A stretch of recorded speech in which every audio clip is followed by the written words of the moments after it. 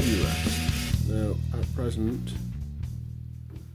it is still not welded together. What I did was, before, yeah, I know the kitchen's a mess, don't look at the kitchen, okay, just looking at the steady rest.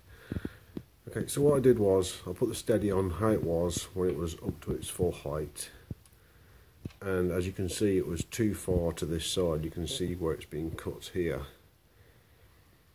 Then I wound the jaws of the 3-jaw all the way in tight down, and I measured 3mm gap at the bottom and 31mm at the top. So I says that was 28mm. So I cut out 14mm from there and 14mm from there. Now I've put it into the 3-jaw chuck, and I've wound the 3-jaw chuck out to grab it at the 3 flats where it's milled, where the steady rest fingers come out. And I've held it in, and I didn't do too bad.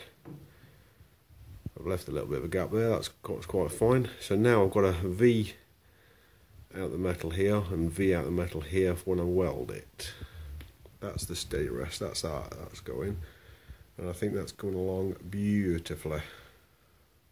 We'll see when it's finished if it's welded well. I still don't know what metal it is, whether it's cast iron or whether it's cast steel or whether it's forged steel. I don't know. We'll soon find out when I come to weld it. I'm going to try and MIG in it for a start. Whack the MIG up to 130 amps and or 150 amps and see if I can burn it together. I mean, you know, weld it. So that's the steady rest, that's how that's going. Now I really need my steady rest now. So I've been procrastinating long enough. The base here, it does touch all the way down, but it's only got about 1mm contact area. And I can tell it's still canted to one side slightly. Now I could say that's good enough and just weld it up as it is, or I could do a bit more scraping. As you can see, it's lovely scraping, look at that. Deep gouging, shall we call that. So I am ready. What I've done is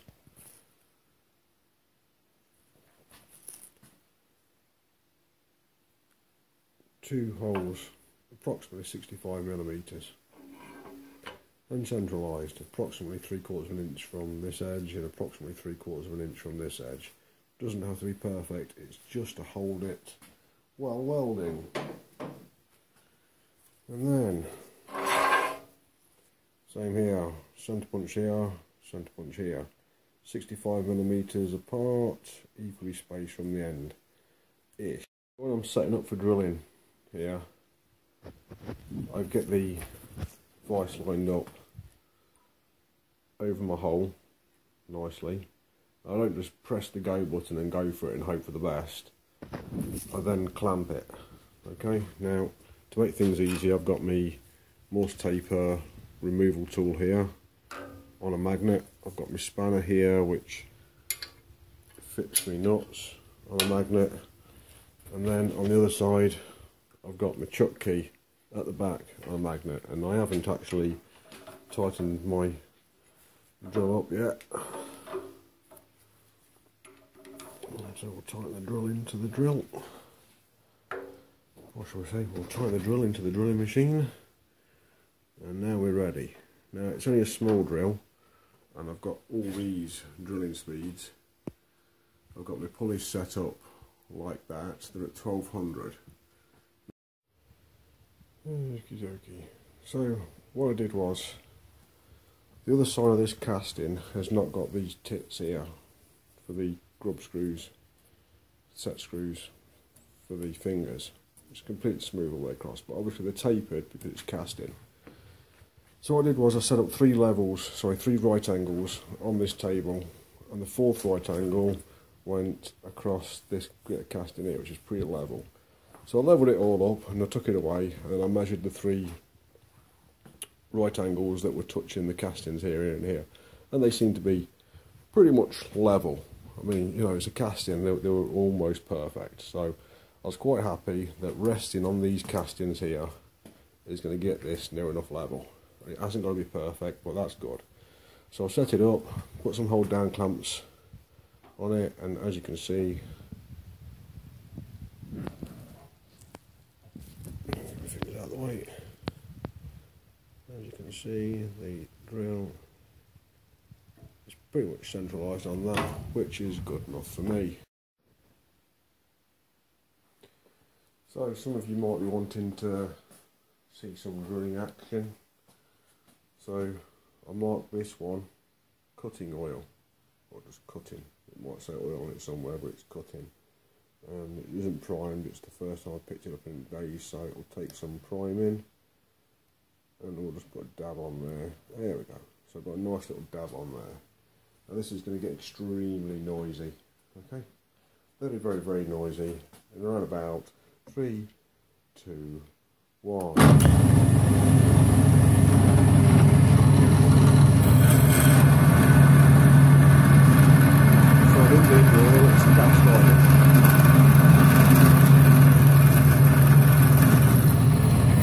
Measured that hole, so I'm going to measure it now. So I'll bring it down to the surface of the iron.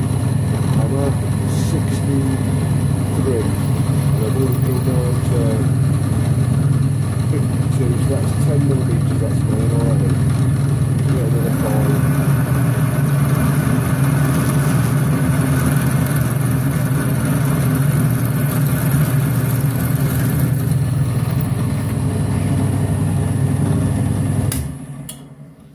So as you can see, it's cast iron, so I'm not going to need the oil.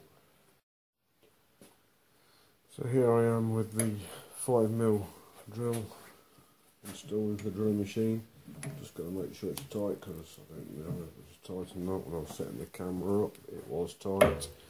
Again, I'm drilling at 12:20. 3, 2, 1. So bring it down and touching, and that's touching exactly at 80 on my scale, so I'm going to bring that down to 67. Can't do that, it's going way too fast.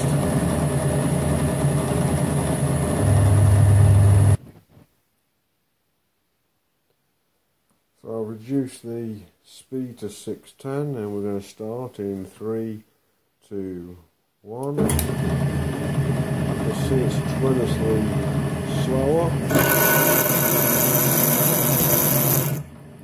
Still not good. Oh, this drill's knackered. Is this drill knackered? No, it doesn't look knackered, it's spitting chips right in the face. That is not liking it, so I'm going to slow it down some more. Now I'm going to put some oil on it, because I don't want to put oil onto it. I'm just going to put some oil on it because, well, I don't want to put oil on to cast. Is that cutting oil? Yeah, it's cutting oil, not motor oil. So I'll put some oil on it. Let's see how that goes. Not great. Not great at all. Sparks coming out.